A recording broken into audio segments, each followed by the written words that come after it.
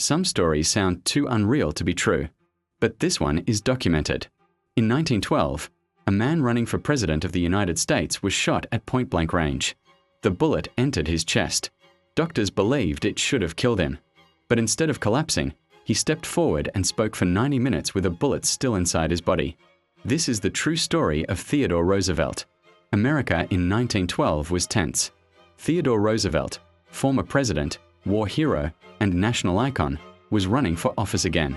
He wasn't supposed to win.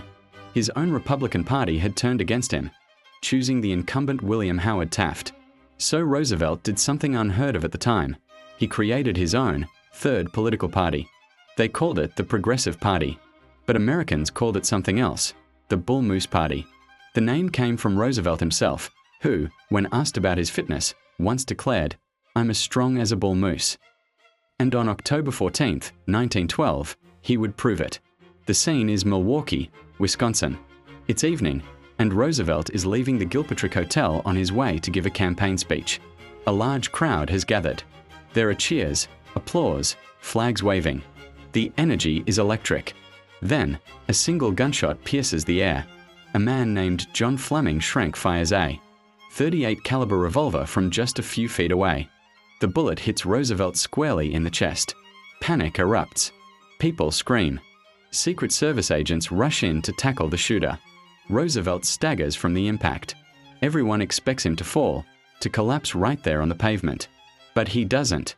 Instead, he straightens up, raises a hand to quiet the chaos, and says calmly, "It takes more than that to kill a bull moose."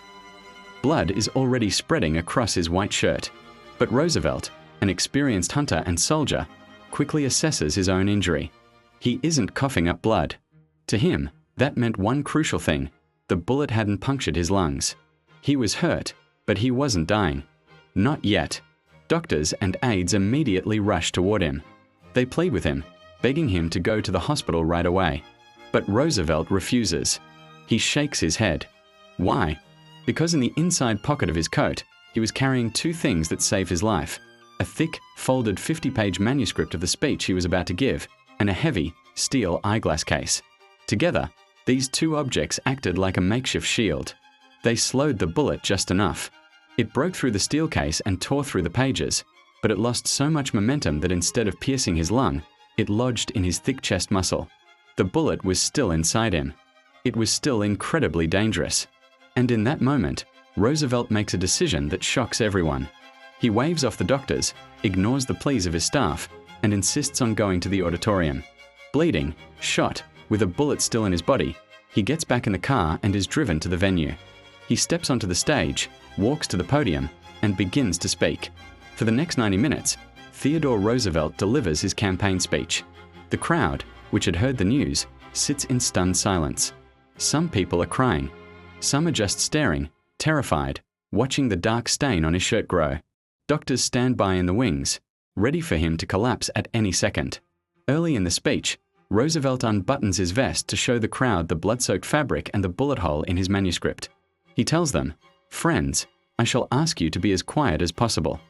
I don't know whether you fully understand that I have just been shot, but it takes more than that to kill a bull moose." He then continues, sentence after sentence, his voice strong, his arguments clear.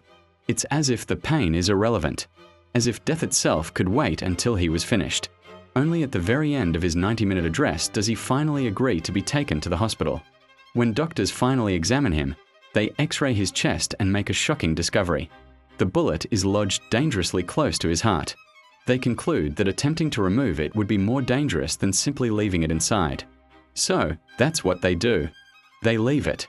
For the rest of his life, the bullet stays in Theodore Roosevelt's chest. It was still there when he died in his sleep in 1919. As for the shooter, John Schrank claimed he had a vision where the ghost of the assassinated President William McKinley told him to stop Roosevelt. He was declared insane and was confined to an asylum for life, never standing trial. Roosevelt would go on to lose that 1912 election to Woodrow Wilson, but his third-party run split the Republican vote, changing the course of American politics. More than that, he proved something incredibly rare about leadership. He showed the world that it isn't just about power or winning. It's about conviction. It's about an unshakable belief in what you're doing. To this day, No other US presidential candidate has ever done what he did. He stood before a crowd and spoke calmly, logically, and fearlessly, all with a fresh bullet wound in his chest. This wasn't a myth. It wasn't a piece of campaign propaganda. It really happened. And it's a powerful reminder that sometimes real history is far more unbelievable than any story we could ever make up. Some mysteries stay hidden. Others keep returning until someone finally listens. If you want more stories the world can't explain, more cases that were buried, more truths they don't want released, subscribe to Shadow Files. Like the video and tell me in the comments which mystery should be opened next. Your file is waiting.